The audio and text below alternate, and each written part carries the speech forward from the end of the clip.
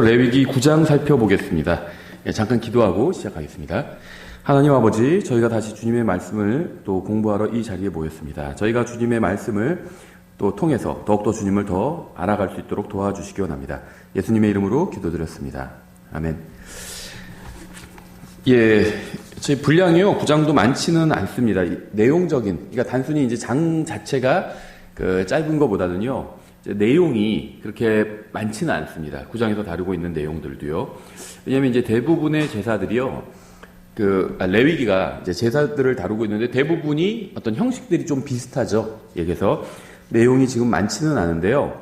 그렇다고 이제 하루에 2장을 나가기에는 또 내용이 너무 많아요, 그러면. 그러니까 분량이 많아지고요. 그래서 저희가 좀 한 장씩, 좀 짧지만 한 장씩 나가도록 하겠습니다.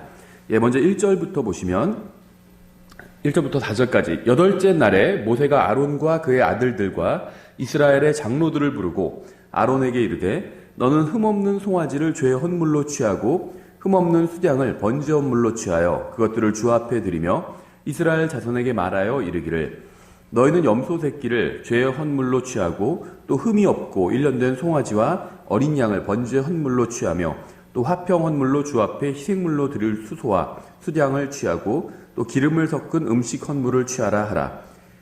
오늘 주께서 너희에게 나타나시리라 하니라.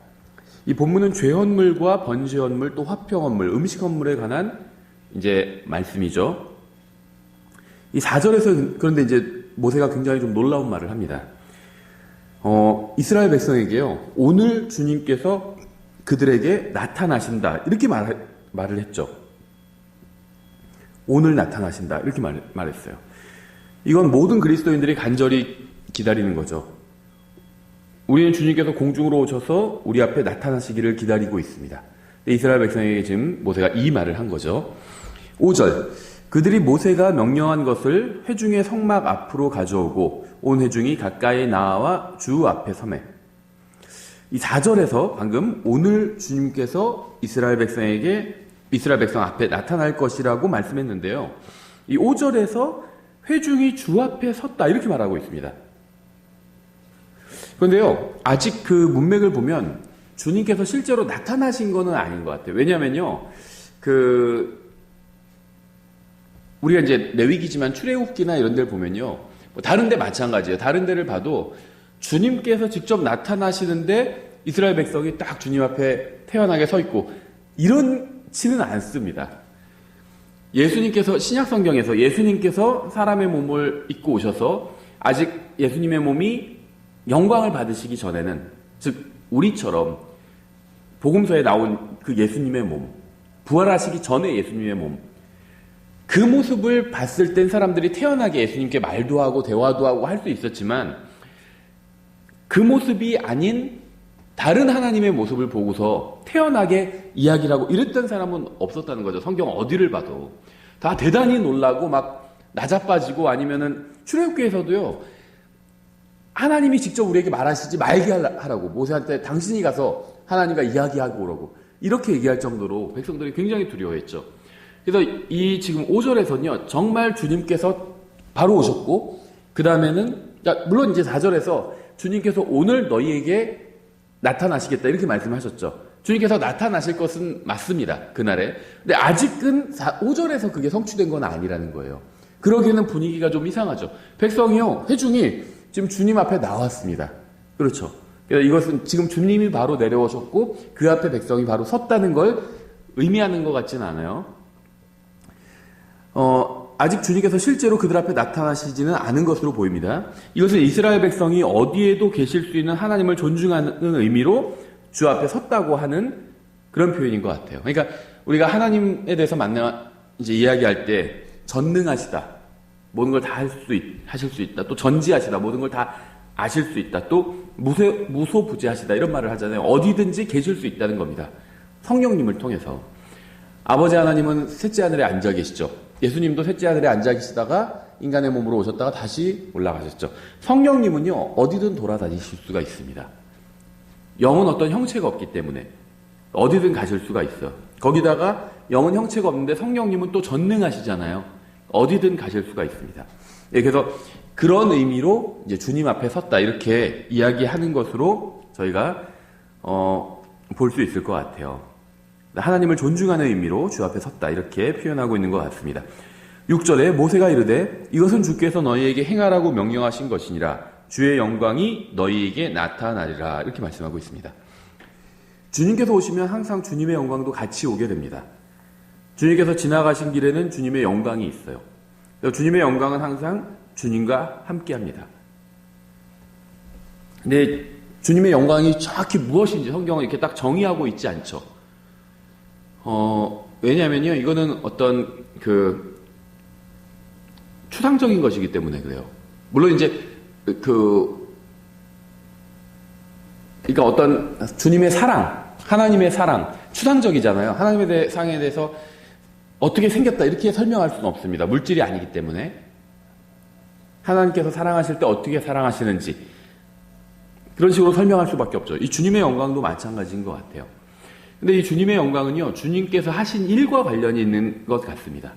그래서 주님께서 오시면 그냥 오시는 게 아니라 오셔서 무엇인가 하시잖아요. 또 스케일이 굉장히 크고 전 우주적이거나 아니면 엄청 영원하거나 어떤 스케일이 사람이 하는 일과는 다르죠. 주님께서 하시는 일이. 또 주님께서 오셔서 가만히 계신 것이 아니라 무엇인가 하십니다. 그럼 주님께서 하신 그 일 자체가 주님의 영광이라는 거죠. 그렇죠? 자식을 낳는데 자식이 예를 들면 아주 훌륭한 사람이 되면 부모의 영광이 될 수가 있죠. 예를 들면 또 4년 동안 올림픽에서 열심히 운동을 해서 금메달을 땄다. 그러면은 그 금메달이 그 선수의 영광이 될 수 있죠. 근데 단순히 금으로 된 그것을 능가하는 거죠. 금메달이라는 건 금으로 돼 있고 그게 돈으로 치면 얼마의 가치가 있고 그다음에 국가에서 얼마 돈이 나오고 이런 걸 능가하는 거죠.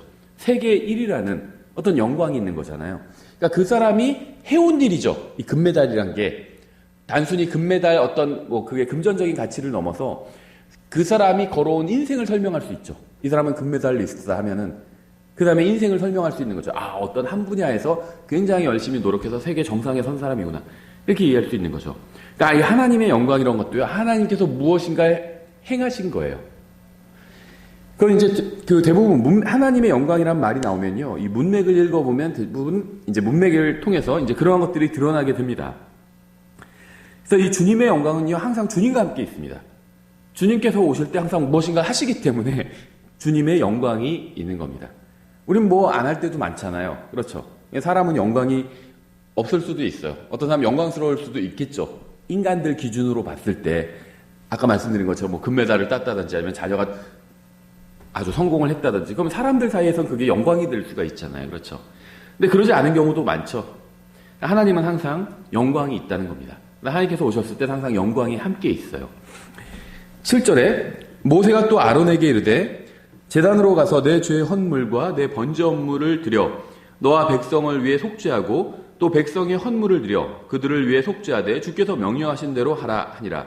그러므로 아론이 제단에 가서 자기를 위한 죄 헌물의 송아지를 잡으니 아론의 아들들이 그 피를 그에게 가져가매 그가 그 피에 자기 손가락을 담그고 그 피를 제단의 뿔들에 바르며 그 피를 제단 밑에 쏟았으니 그 죄의 헌물의 기름과 콩팥들과 간 꺼풀은 제단 위에서 태웠으니 주께서 모세에게 명령하신 것과 같았더라.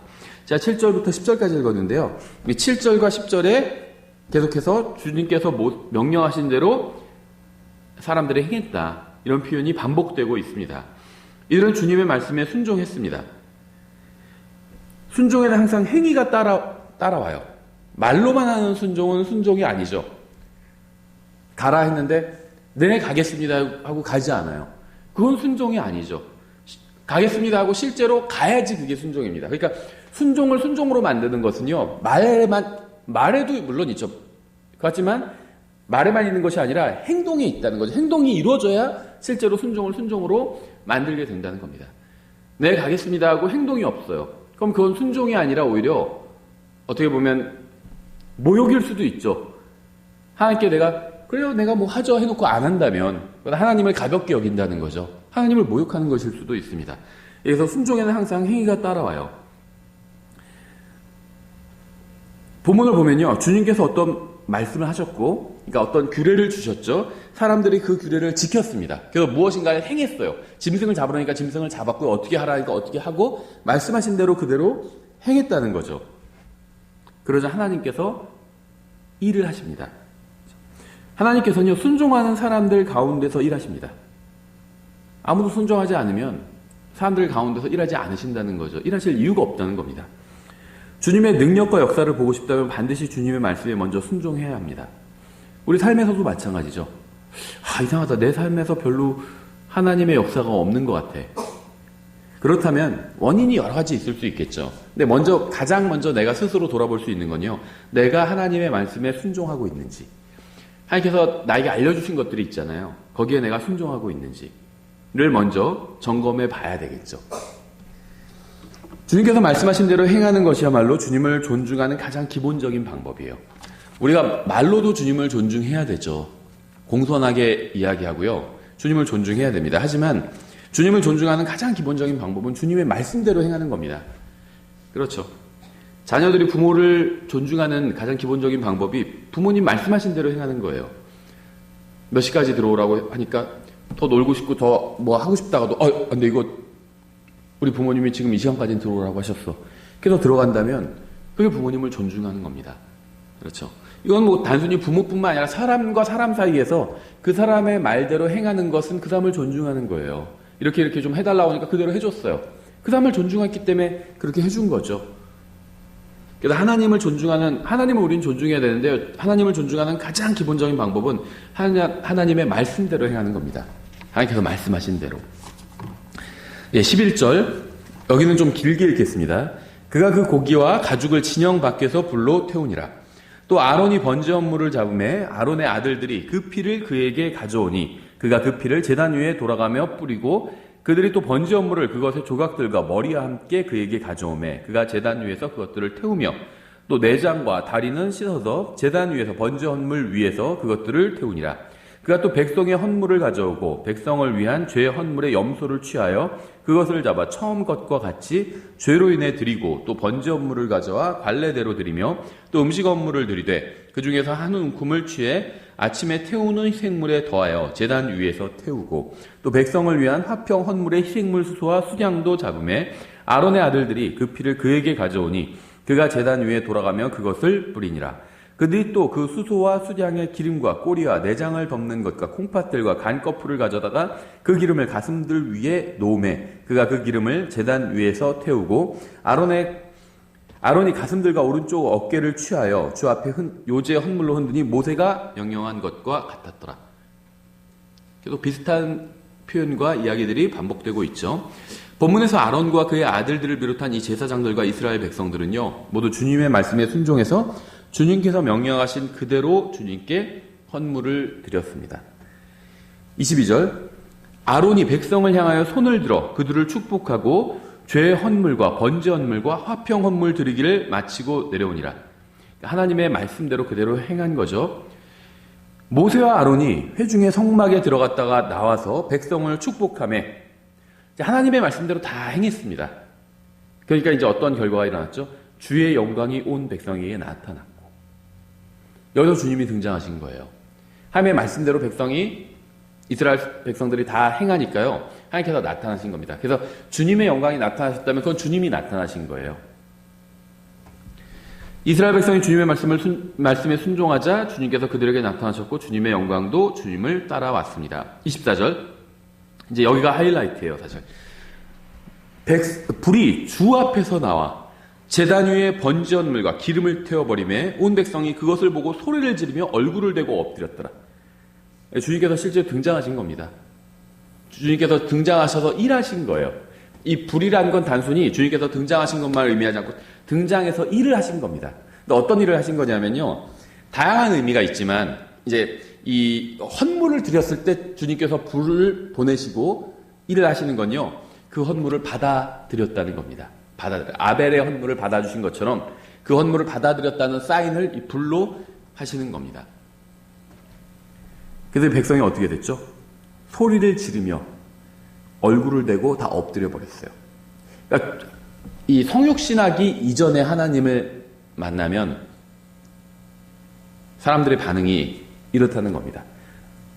그 주님의 어떤 위험과 이런 걸 감당을 못해요. 인간이. 이 육신을 입고는 감당할 수가 없습니다. 소리를 지르고 얼굴을 다 땅에 대고 엎드려버려. 계속 쳐다볼 것 같은데 쳐다볼 수도 없다는 겁니다. 다 얼굴을 대고 엎드려버린다는 거예요. 그래서 주님께서 오셨고 주님의 영광이 나타났고요. 주님께서 기적을 행하셔서 번제언물과 기름을 태워버리시자, 기적을 행하셨다는 건 이제 불을 보내셨다는 거예요. 온 백성이 소리를 지르며 엎드렸습니다. 이게 이제 하나님을 만난 사람의 당연한 그 자연스러운 반응이에요. 그래서 제가 아까 백성이 주 앞에 섰고, 이 표현이 주님께서 실제 나타나서 백성이 섰다, 이것은 아닌 것 같다고 말씀을 드린 겁니다. 천사의 모습으로 나타나시거나 아니면, 그러니까 천사의 모습으로 나타나셨다는 건 사람의 모습으로 나타나셨다는 겁니다. 아브라함에게 나타나실 때 예수 그리스도께서 그렇게 나타나셨죠. 천사의 모습으로 나타나셨어요. 그런데 천사의 모습은 남자의 모습이죠. 남자의 모습으로 나타나셨습니다. 하지만 성육신 하셨을 때 그 모습은 아니에요. 그래서 아브라함이 주님을 강권하게 되죠. 근데 여기는 완전히 다른 모습으로 나타나신 거죠. 하나님의 영광과 함께 나타나신 거예요. 영광스러운 모습으로 나타나신 겁니다. 이거는 사람이 육체를 입고 감당을 할 수가 없어요. 계시록에서도 나중에 요한이 부활하신 예수 그리스도를 보게 되죠. 그러니까 그 앞에 엎드려서 죽은 자처럼 됐다고 성경 말씀하고 있거든요. 부활하신 예수님을 보자. 다시 영광 중에 계셨던 예수님께서 인간의 몸을 입고 33년 반 동안 이 세상에 계셨다가 다시 부활하시고 승천하시면서 영광스러운 몸으로, 인간의 몸이지만 거기에 영광이 더해진 몸으로, 부활의 몸으로 돌아가셨죠. 그런데 요한이 계시록을 이제 하게 될 때 그 예수님을 만나게 됩니다. 그러니까 예수님의 정말 가장 큰 사랑을 받았던 제자인데도 불구하고 예수님을 봤을 때 예수님 앞에 엎드려서 죽은 자처럼 되었어요. 그럴 수밖에 없습니다. 인간이 부활하신, 그러니까 영광스러운 그 영광을 가지고 나타나신 하나님을 만나게 되면 이런 반응을 보일 수밖에 없어요. 예, 하나님 앞에서 불이 나와서 무엇인가를 태워버리는 것, 주로 이제 헌물을 태우는 거죠. 이 헌물을 태우는 것이 이제 주님께서 받아주셨다는 의미고요. 헌물 외에 다른 것을 태우시면 그거는 심판하시는 거죠. 사람을 태워버리면 그건 그 사람을 심판하시는 거죠. 받아주었다는 말은 아니죠. 근데 헌물을 태웠을 때는 그건 받아주셨다는 의미입니다. 그 헌물을 받아주셨다는 의미예요. 근데 이것은요, 여기서만 일어난 일은 아닙니다.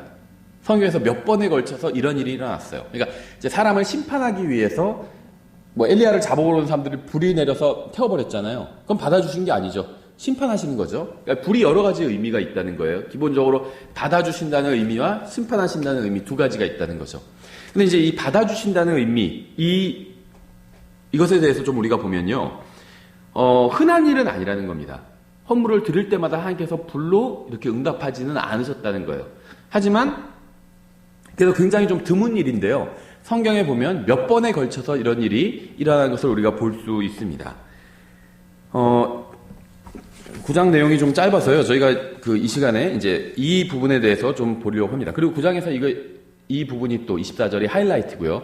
불이 내려와서 하나님께서 응답해 주시는 것. 이게 하이라이트죠. 그래서 성경에서 이제 중요한 사건이 있을 때마다 하나님께서 주로 이런 식으로 응답하십니다. 그러니까 그 이스라엘 백성은요, 중요한 사건이 있을 때마다, 중요한 일이 있을 때마다 하나님께 헌물을 드렸어요. 그때 하나님께서는 또 그 헌물을 이제 이런 식으로 아주 독특한 방법이죠. 불로 응답해서 받아주셨습니다. 헌물을 드릴 때마다 불로 다 응답하신 건 아니었어요. 근데 중요한 일이 있을 때는 이렇게 하나님께서 응답하셨다는 겁니다. 먼저 창세기 15장에서요. 하나님께서는 아브라함에게 약속의 땅을 그와 그의 후손에게 주시겠다고 말씀을 하셨죠. 그리고 성경은 아브라함이 주님을 믿고 의롭게 되었다고 증언합니다. 주님을 믿고 의롭게 된 게 두 번 있죠. 아브라함이 15장과 22장이죠. 15장은 로마서 4장과 같다고 보시면 됩니다. 아브라함이 주님을 믿고 의롭게 되었어요. 구원받은 거죠.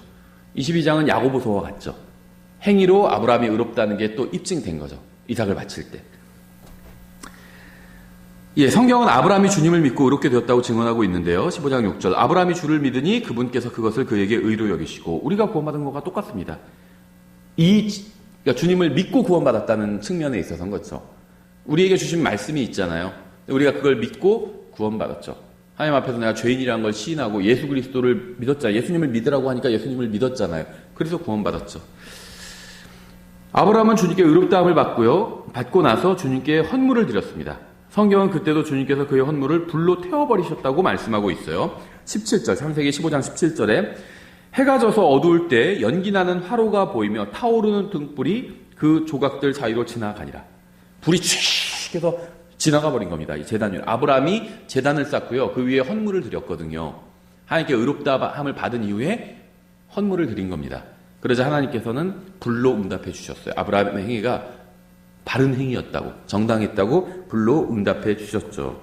여기서 하나님께서는요, 사람들이 드린 헌물을 받으셨다는 것을 보여주시기 위해서 불을 보내서 헌물을 태우신 겁니다. 그렇죠? 하나님 앞에는 불이 있어요. 그렇죠? 수정과 같은 유리바다에 불 섞인 유황이 있잖아요. 그 안에. 그래서 아까 말씀드린 것처럼 그 불을 심판하실 때도 쓰시죠. 엘리야를 잡으러 온 사람을 그렇게 쓰시기도 했지만 그뿐만 아니라 소돔과 고모라를 불태우실 때도요. 그 불로 태우셨습니다. 근데 반대로요. 또 다른 한면으로는 이렇게 하나님께서 헌물을 받으셨다는 걸 입증하실 때도 불을 보내서 그 헌물을 다 태우셨다는 겁니다. 그래서 창세기 15장이 있고요. 다음에 사사기 6장도 있습니다. 기드온은 이스라엘 백성을 미디안의 손에서 구하기 위해서 주님께 이제 부르심을 받은 그 재판관이었죠. 사사기 6장 19절부터 21절에 기드온이 안으로 가서 염소 새끼 한 마리를 예비하고 밀가루 1에바로 누룩 없는 납작한 빵을 만든 뒤 고기는 바구니에 담고 국은 냄비에 담아 상수리 나무 밑에 있던 그분께로 가져다가 드리매 하나님의 천사가 그에게 이르되 고기와 누룩 없는 납작한 빵을 가져다가 이 바위 위에 놓고 국을 쏟으라 하시므로 그가 그대로 하니라. 왜 국을 쏟으라고 했을까요? 잘 모르겠어요. 근데 어쨌든 간에요. 의문을 제기하지 않았어요. 그대로 했습니다. 하나님의 말씀을 믿고 그대로 행했습니다. 그때 주의 천사가 자기 손에 든 지팡이 끝을 내밀어 고기와 누룩 없는 납작한 빵에 대매 그 바위에서 불이 나와 고기와 누룩 없는 납작한 빵을 살랐고 그때 주의 천사는 그에게서 떠나 보이지 아니하니. 여기서도 불로 이 음식들을 살라버렸습니다. 하나님께서 받아주셨다는 걸 보여주고 있죠. 그러니까 아브라함이 하나님 앞에서 의롭게 되었을 때, 또 주님께서 재판관을 통해서 이스라엘 민족을 이 미디안으로부터 구원하실 때 불로 응답하셨다는 겁니다. 그래서 여기서도 앞의 경우와 마찬가지로 하나님께로부터 불이 나와서 헌물을 태워버렸고요. 이것은 역시 주님께서 헌물을 받으셨음을 의미하고 있습니다. 또 역대기상 21장에는요. 주님께로부터 나온 불이 헌물을 태우는 또 다른 경우가 나오는데요. 다윗이 이제 그 헌물을 바치자 주님께서 불을 보내셔서 다윗의 헌물을 태워버리셨습니다. 다윗을 받아주셨다는 거죠. 다윗의 헌물을 받아주셨다는 겁니다. 역대기상 21장 26절에요. 다윗이 거기서 주께 제단을 쌓고 번제 헌물과 화평 헌물을 드리며 주를 부르니 그분께서 하늘로부터 번제 헌물 제단 위에 불을 내려 그에게 응답하시고 다윗은 오르나 타작 마당에서 주님께 헌물을 드렸고요. 주님께서는 역시 불로 태우심으로 그의 헌물을 받으셨음을 알려주셨습니다. 또 하나님께서 언제 불로 응답을 하시나요? 역대기야 7장에 솔로몬이 성전을 건축한 얘기가 나오는데요. 솔로몬은 주님께 헌물을 드렸고요. 또 주님께 기도로 부르짖었습니다. 6장에는 솔로몬이 어떻게 기도했는지가 잘 나와 있어요. 그리고 7장 1절에 솔로몬이 이제 6장에서 막 기도를 하게 됩니다. 하나님께. 정말 진심을 담은 기도를 하게 되고 하나님께서는 그 기도를 받아주셨죠. 하나님의 마음에 드는 그런 기도였어요. 7장 1절. 이제 솔로몬이 기도를 마침에 불이 하늘에서부터 내려와 그 번제 헌물과 희생물들을 태워버렸고 주의 영광이 그 집에 가득하였더라. 국가적으로 큰 일이었죠. 이것은. 성전을 건축한 일은요. 이스라엘 국가적으로 굉장히 큰 일이었습니다. 그래서 성전을 건축하고 나서 주님께 기도를 드리고 그 다음에는 헌물을 바쳤습니다. 그러자 주님께서는 다 받아주셨다는 의미로 불을 보내서 헌물을 태워주신 거죠. 그리고 주님의 영광이 그 집에 가득했다. 레위기 9장의 상황과 비슷하죠. 여전히 주님께서는 솔로몬의 기도를 들으셨고요. 그의 헌물을 받으셨다는 의미로 불로 태우셨고 주님의 영광이 또 이제 가득하게 되었습니다. 이렇게 이스라엘 역사에서 중요한 순간마다 주님께서는 그들을 받아주셨다는 사실을 불을 통해서 보여주셨어요. 기드온은 미디안의 손에서 이스라엘 백성을 구해낸 재판관이었습니다. 하나님께서는 기드온을 통해서 일하셨죠. 지금도 기드온 성서협회라고 있어요. 그래서 이 호텔에 그 성경들 기증하는 그런 단체입니다. 지금은 안타깝게도 뉴킹 제임스나 변질된 성경들도 만들어서 보급을 하는데요. 예전에는 킹제임스 성경만 보급했습니다. 그래서 이 기드온 이 성서협회에서요, 킹제임스 성경 정말 많이 보급했어요. 그렇죠. 왜 기드온 성서협회라고 했을까요? 뭐 잘은 모르지만 기드온이 하나님께 크게 쓰임받은 인물이었기 때문입니다. 미디안의 손에서 이스라엘을 건져낸 인물이었잖아요. 물론 주님께서 건져내신 거죠. 기드온은 그냥 도구였을 뿐입니다. 하지만 하나님께서 항상 사람을 통해서 일하십니다. 사람을 통해서. 기드온이 하나님께 순종했죠. 그래서 하나님께서 기드온을 사용하신 겁니다. 만약에 기드온이 순종하지 않았다면 어떻게 되었을까요? 다른 사람을 들어서 쓰셨겠죠. 하지만 우리는, 그러니까 이 하나님께서 일하시는 거죠. 하지만 일하실 때 항상 사람을 통해서 일하신다는 겁니다. 누군가를 통해서, 누군가 나를 도와줬다. 하나님께서 그 사람을 통해서 일하신 거예요. 그럼 내가 먼저 하나님께 감사를 드리고요. 그 사람한테도 고마워해야죠. 난 다 하나님께서 해주신 건데 뭐. 사람한테는 고마워할 필요 없어. 이건 잘못된 마음입니다. 하나님께도 감사하고 하나님께서 하셨으니까. 그 사람을 통해서 했으니까 그 사람에게도 감사해야죠. 그 사람이 거부했다면요, 좀 더 늦어질 수도 있는 거잖아요. 그렇죠? 모르겠어요. 이 분당 용인 지역에도 어떻게 됐을지 모르죠. 저희가 6년 전에 교회를 시작하지 않았다면 다른 누군가가 교회를 시작했을 수도 있겠죠. 근데 그게 좀 더 늦어질 수도 있겠죠. 누군가, 하나님께서 항상 사람을 통해서 일하시는데요, 먼저 어떤 사람을 통해서 일하시려고 하는데 그 사람이 거부한다. 그러니까 그 사람이 하나님의 그 부르심에 응답하면요, 이제 바로 하나님께서 일하실 수 있는 거죠. 근데 그 사람이 거부해요.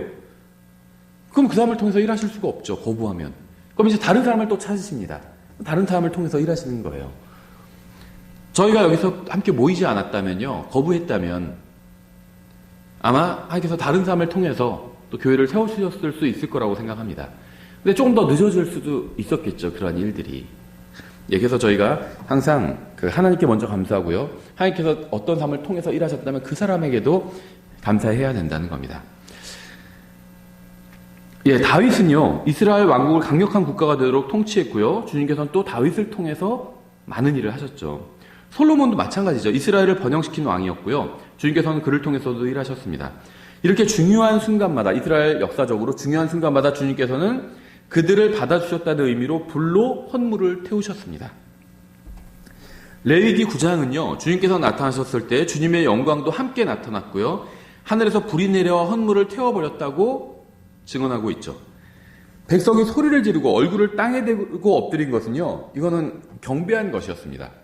경배한 거야, 하나님께. 그 위험에 압도돼서 감히 고개를 들고 주님을 보지도 못하고 그냥 엎드려서 경배를 드린 겁니다. 성경에서는 항상 뒤로 쓰러지는 것은 이거 적에게 하는 거고요, 적을 칼로 찌르면 뒤로 쓰러지는 겁니다. 성령님께서 일하시면 주님의 백성은 뒤가 아닌 앞으로 쓰러지게 되어 있고, 이건 경배와 관련이 있어요. 앞으로 쓰러지는데요, 대부분 자발적으로 쓰러집니다. 뒤로 쓰러질 땐 뒤로 나자빠지는 거예요. 이건 자발적이 아니에요.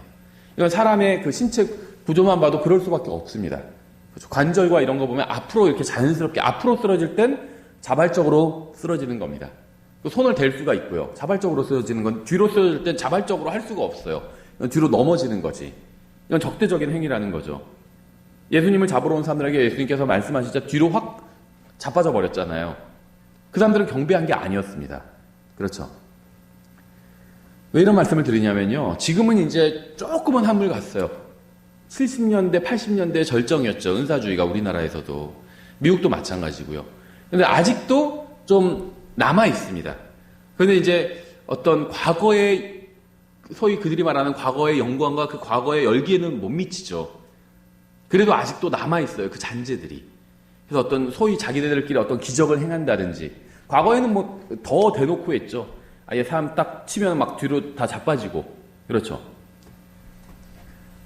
지금도 가끔 누가 뭐 링크에 나서 그런 동영상을 보면요, 미국에서도 동일하게 있었어요. 막 탁탁탁 치면 사람들 따라랑 다 넘어지고요. 그런 것들이. 근데 그것은 뭐 다른 걸 다 떠나서 그 사람들이 뭐 쇼를 한다, 아니면 뭐 어떻게 뭐 그런 얘기들도 있지만요, 뭐 쇼를 하는 걸 경우들도 있고요. 대부분의 은사주의 집회들은요, 물론 어떤 뭐 마귀가 역사해서 어떤 현상이 나타날 수도 있겠지만 대부분은 쇼를 하는 겁니다. 쇼를 하는 거예요. 신유 집회도 그렇고.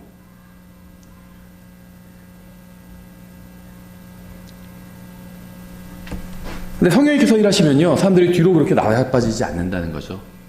성령님께서 일하시면요, 사람이 맑은 정신을 갖게 되고요, 자기 의지로 엎드려서 하나님께 경배를 드리게 됩니다. 그렇죠. 근데 제가 아직도 잔재가 남아있다고 말씀드리는 건요, 가끔 이제 저는 검색을 좀 해봐요. 킹제임 성경이나 뭐 하여튼 이런 여러 가지 검색어를 듣고 검색을 해보는데요. 그럼 이제 전혀 정말 엉뚱한 데에서 킹제임 성경에 대해서 논의하는 사람들도 있고요. 그러니까 엉뚱하다는 건 전혀 그럴 것 같지 않은 사람들이 논의하는 경우들도 있고요. 그래서 어떤 사람들은요, 킹제임 성경은 괜찮게 하지만 뭐 너무 극단적으로 그 킹제임 성경을 받아들여서는 안 된다. 우리나라에서 킹제임 성경을 극단적으로 받아들인 사람들은 대부분 성령님의 역사를 무시하고 있더라, 이렇게 얘기하더라고요. 성령님의 역사가, 거기서 말하는 성령님의 역사는 방언이에요, 방언. 이 사람들은 방언을 인정하지 않습니다. 그래서 킹제임 성경이 좋은 성경이긴 한데 이걸 잘못 받아들인 사람들은 성령님의 역사인 방언까지도 무시하니 우리가 좀 조심해야 됩니다. 막 이렇게 자기들끼리 막 논의하는 글도 봤어요. 예, 그건 성령님의 역사가 아니죠. 예, 저희가 뭐 여기서는 거기에 대해서 자세히 얘기하진 않고요. 로마서 10장 17절 이렇게 말씀하고 있어요. 그런즉 이와 같이 믿음은 들음에 의해 오며 들음은 하나님의 말씀에 의해 오느니라. 믿음은 항상 하나님의 말씀을 통해서만 옵니다. 따라서 성경이 말씀하시는 믿음은 항상 하나님의 말씀을 믿는 것을 의미하죠. 하나님의 말씀이 아닌 다른 것, 이를테면 다른 종교, 부처를 믿는 것, 이건 아무리 신실하게 믿어도 그거는 성경에서 말씀하시는 믿음이 아니에요. 그렇죠? 하나님의 말씀을 믿어야지 다른 걸 믿는 건 믿음이 아니죠. 그러니까 다른 종교 믿는 건 믿음이 아니죠. 또 자기 생각이나 자기 어떤 신념을 믿는 것, 이것도 믿음이 아닙니다. 다른 종교를 믿는 것은 믿음이 아니다. 그러면 대부분 기독교인들은 당연하지, 그건 동의를 합니다. 근데 이제 대부분의 기독교인들이 빠져있는 오류는 이거예요. 자기의 생각, 자기의 신념, 아니면 자기가 정말 원하는 거 있잖아, 바라는 거. 우리 집이 좀 돈 좀 많았으면 좋겠다, 부자가 됐으면 좋겠다.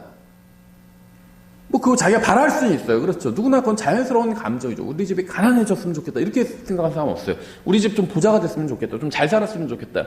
그런 마음을 갖는 거는 자유죠. 그걸 전 뭐라고 할 생각은 없습니다. 물론 이제 부자가 되려는 마음으로만 가득 차다면 그거는 죄죠. 근데 사람은 다 그런 생각을 하잖아요. 근데 문제는 뭐냐면요, 자기 멋대로 자기가 원하는 걸 생각해 놓고는 그걸 믿어요.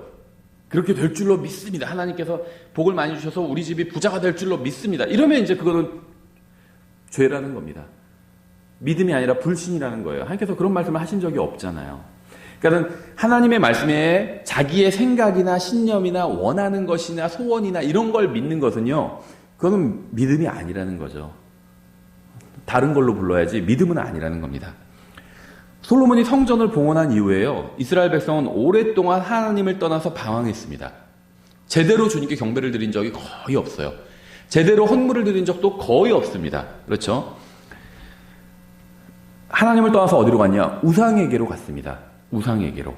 그런데도요, 우상에게 가놓고요, 이름은 하나님이라고 불러버렸어요. 그러니까 하나님이라고만 부르면 그게 다 하나님을 믿은 게 아니라는 겁니다. 그럼 어떻게 해야 되냐면 하나님을 부르면서 하나님 말씀대로 해야죠. 여기에 핵심이 있어요. 말씀대로 해야지 그게 하나님을 섬긴 거죠. 이름은 하나님이라고 불러요. 그리고 그 우상을 숭배하면 그거 하나님 숭배한 게 아니죠. 그런 예는 성경에도 많이 나와요. 예를 들면 모세가 율법 받으러 갔을 때 이스라엘 백성이 무슨 짓 했죠? 금송아지 만들었잖아요. 그래서 그 뭐라고 그랬죠? 이거는 우상이다, 이런 얘기 안 했습니다. 이건 송아지다, 우리가 이제 송아지 숨기자, 이런 얘기 안 했어요. 금송아지 만들어 놓고요, 이게 너희를 이집트에서 구원해준 신이라고 이렇게 소개했잖아요. 그러니까 우상 숭배가 그런 식이에요. 하나님이라고 하지만 하나님이 아닌 것을 하나님이라고 부르면서 섬기는 게, 그게 우상 숭배예요. 왜 우리가 로마 카톨릭을 우상 숭배자들이라고 얘기하죠? 그 사람들도 하나님 믿는다고 그러고 예수님 믿는다고 그러고 다 그런 얘기 합니다. 하지만 그 사람들이 믿는 하나님은 하나님이 아니에요. 바알신이에요. 바알신, 태양신입니다. 그 사람들이 믿는 예수님은 예수님이 아니에요. 이름만 예수님이라고 갖다 붙인 거지 실제로는 예수님이 아니죠. 태양신의 아들이에요. 탐무주를 섬기는 겁니다. 탐무주를. 그 사람들이 섬긴다는 마리아는 성경의 마리아가 아니죠. 성경에 있는 표현을 정확히 사용해요. 너무 놀랍게도. 뭐라고 부르냐면요, 마리아를 하늘의 여왕이라고 불러요. Queen of Heaven, 하늘의 여왕. 근데 이게 예레미야서에 나오는 표현이죠. 하늘의 여왕을 섬긴다고 이스라엘 백성이 그렇게 말씀하고 있어요. 과거 이스라엘 백성이 섬겼던 우상을 지금 로마 가톨릭이 섬기고 있는 거예요. 그러니까 기독교의 이름으로만 바꿨을 뿐이지 용어만 실제로는 우상 숭배를 하고 있는 겁니다. 이스라엘 백성은요 하나님을 떠나서 오랫동안 우상 숭배를 했습니다. 특히 이제 아합과 이세벨의 통치 기간 중에 이스라엘 민족은 바알을 숭배했습니다. 그때 이제 엘리야가 등장하죠. 이 엘리야의 얘기를 하기 위해서 이 얘기를 한 겁니다. 불로 하나님께서 응답하셨잖아요. 그 가장 하이라이트가 불로 가장 화끈하게 응답받은 사람이 바로 엘리야였잖아요. 이 엘리야까지만 얘기를 하고 오늘 마치려고 하는데요. 엘리야가 등장해서 이제 바알의 대언자들과 대결을 펼치게 되죠. 그래서 바알의 대언자들 플러스 거짓 대언자들에서 도합 850명과 대결을 하게 됩니다. 갈멜산으로 불러 모았어요. 사람들을 다. 바알의 대언자들도 불렀고요. 학교 끝나고 뭐 뒷산으로 나와 하는 것처럼 갈멜산으로 불렀습니다. 850명을. 자신이 있었겠죠. 자기들은 850명이고요. 그다음에 왕도 자기들을 지지해주고요. 자신이 있었을 겁니다. 그렇죠. 다음에 이제 백성도 불렀습니다. 누가 참된 하나님인지 여기서 서로 드러내 보여주자. 이런 제안을 한 거죠. 그래서 바알의 대언자들은요, 바알에게 헌물을 바치면요, 정오까지 열심히 자신들의 신을 불렀어요. 왜 정오까지 불렀을까요? 이 정오가 하이라이트예요. 바알 숭배자들에겐. 해가 가장 높게 뜰 때가 정오잖아요. 그래서 이 바알 숭배는 이게 태양신 숭배거든요. 해가 가장 높게 뜰 때 정오. 처음에 막 아침부터 했겠죠. 근데 잘 안 됐겠죠. 그래도 희망을 가졌겠죠. 우리 신은 태양신이기 때문에 정오까지 하면 그때는 이제 능력을 많이 발휘하실 거다. 그런 기대를 하면서 쇼를 했겠죠. 근데 아무 일도 일어나지 않았어요. 이번에는 엘리야가 나와서 선포를 하죠. 열왕기상 18장 24절에서 또 너희는 너희 신들의 이름을 부르라. 나는 주의 이름을 부르리니 불로 응답하는 신 곧 그분이 하나님이시니라. 하매 온 백성이 응답하여 이르기를 잘 말씀하셨나이다 하니라. 백성도 알고 있어요. 우리가 앞선 사례들을 봤잖아요.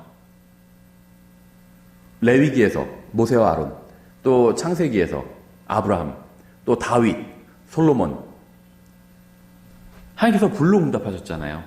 그걸 백성들도 알고 있었던 겁니다. 그렇죠? 불로 응답하는 신 곧 그분이 하나님이시다. 우리 하나님 그런 식으로 응답해 주셨다. 중요한 일이 있을 때마다 하나님께서 자기를 그렇게 드러나셨고 우리를 그 헌물을 바친 사람을 받아주셨다는 그 응답을 이 불로 하셨다.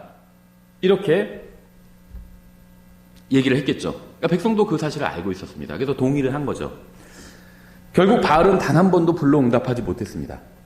성경에 보면요. 우상은 그냥 우상이에요. 아무것도 아니에요. 우상 뒤에 무슨 귀신이 있거나 귀신 같은 건 실제로 있지도 않죠. 사람들은 귀신 같은 게 있다고 생각하죠. 귀신은 없어요. 귀신 같은 건 존재하지도 않기 때문에 우상 뒤에도 없습니다. 그럼 우상 뒤에는 뭐 마귀가 있을까요?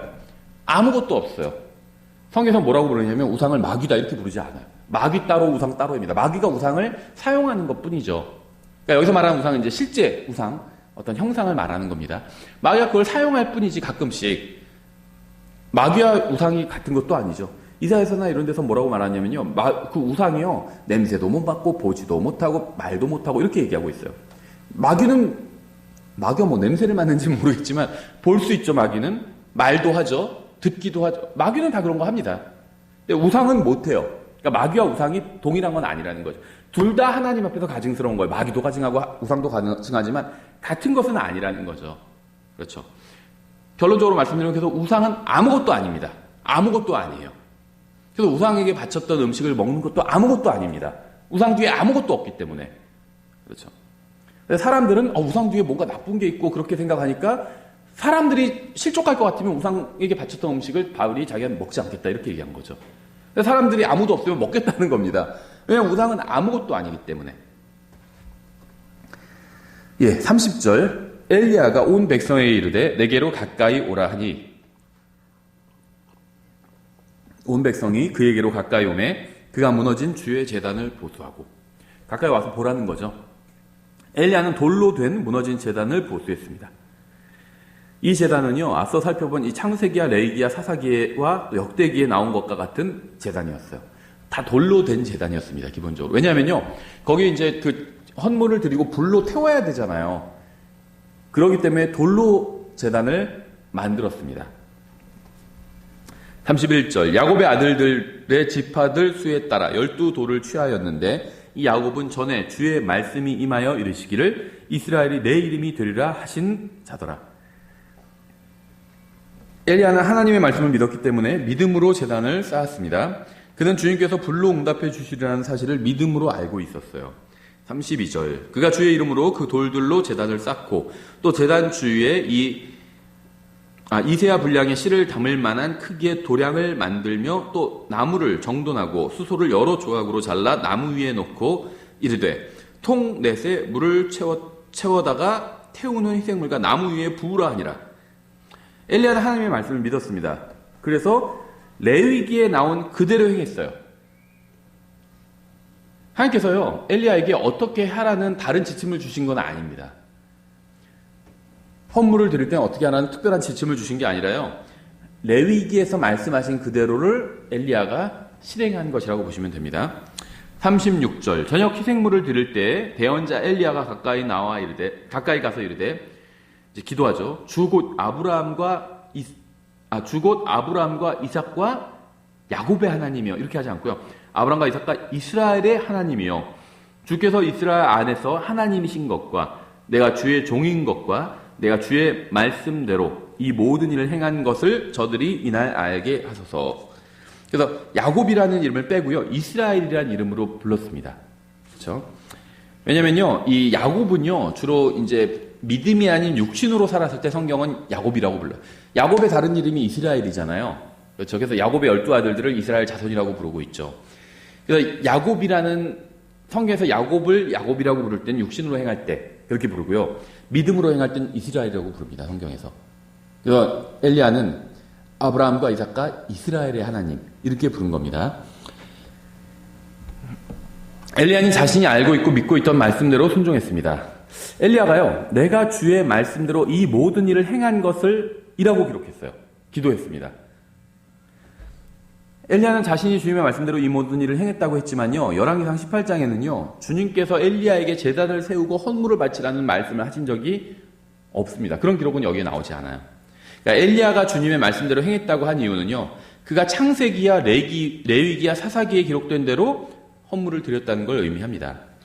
37절 오 주여 내 말을 들으소서 내 말을 들으사 주께서 주 하나님이신 것과 또 주께서 그들의 마음을 다시 돌이키신 것을 이 백성이 알게 하소서 하며 이에 주의 불이 내려와서 태우는 희생물과 나무와 돌들과 흙을 태우고 또 도랑의 물을 핥음으로. 이건 마술이 아니죠. 이 불은요 엘리야나 어떤 다른 사람이 붙인 것도 아니었습니다. 이 불은요 하늘에서 내려온 불이었어요. 불이 붙는 순서를 잘 보세요. 먼저 가장 위에 있는 하늘에서 내려왔기 때문에 가장 위에 희생물이 있잖아요. 그래서 희생물을 먼저 태웠습니다. 그런 다음에 희생물 아래 나무가 있죠.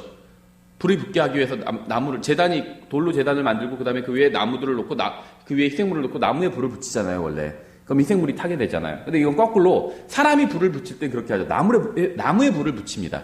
그래야지 희생물이 불타게 되잖아요.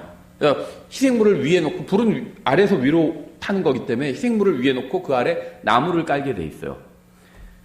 근데 여기서는 거꾸로예요. 희생물부터 태웠습니다. 하늘에서 불이 내려왔기 때문에. 그 다음에 희생물 아래에 있는 나무를 태웠고요. 그 다음에 나무 아래 뭐가 있었죠? 돌이 있었잖아요. 돌을 태운 겁니다. 그 다음에 돌 아래 뭐가 있었죠? 흙이 있었다고. 근데 이건 뭐냐면 땅이에요. 돌로 제단을 쌓았죠. 12개의 돌로 제단을 쌓았어요. 당연히 그 아래는 땅이 있죠. 그러니까 이 흙까지 태워버린 겁니다. 그 땅까지 다 태워버린 거예요. 그런 후에 물까지 태워버린 겁니다. 물까지. 그러니까 이거는 완전히 하나님께서 하신 일이라는 것을 보여주기 위해서 그렇게 한 거죠. 39절. 레위기와 똑같은 반응이에요. 레위기 9장 20절과 온 백성이 그것을 보고는 얼굴을 대고 엎드려 이르되 주 그분은 하나님이시로다. 주 그분은 하나님이시로다. 레위기에서 소리를 질렀다고 했는데요. 뭐 이런 소리를 질렀을 수도 있겠죠. 이렇게 소리 질렀을 수도 있을 것 같아요. 레위기 9장 20절에서도 주 그분은 하나님이시다 이렇게 주 그분은 하나님이십니다 하면서 얼굴을 땅에 대고 엎드렸죠. 레위기 20장과 비슷해요. 굉장히 상황이. 엘리야는 레위기 9장에 기록된 대로 행했고요. 모든 사람이 이 광경을 목격했습니다. 주님께서 불로 태워 엘리야의 헌물을 받으셨음을 보여주시자 사람들은 주 그분은 하나님시로다라고 하면서 얼굴을 땅에 대고 엎드려서 주님께 경배했습니다. 그러니까 레위기 9장과 정확하게 일치하는 장면이 있죠. 600년의 간격이 있지만 주님께서 여전히 동일하게 일하셨던 거죠. 그러니까 우리가 주님의 말씀대로 헌물을 드린다면요, 주님의 영광이 다시 임하게 될 겁니다. 우리가 주님의 말씀에 순종한다면 주님의 영광이 임하게 될 거예요. 우리가 주님의 말씀을 믿고 그 말씀대로 행하면서 주님께 부르짖는다면 주님께서는 우리에게 응답해 주실 겁니다. 주님께서 우리를 도와주셔서 우리가 항상 주님의 말씀 안에서 머물 수 있기를 바랍니다. 다음 시간에 계속해서 저희가 10장을 공부하도록 하겠습니다. 저희 잠깐